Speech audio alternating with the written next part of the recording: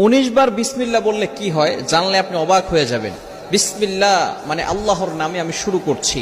পবিত্র কোরআনুল কারীমের ভিতরে সর্বপ্রথম কিন্তু আল্লাহ তাআলা বিসমিল্লাহির রহমানির রহিম দিয়ে শুরু করেছেন, ঠিক কি না? বিসমিল্লাহির রহমানির রহিমের ভিতরে অনেক ফজিলত রয়েছে।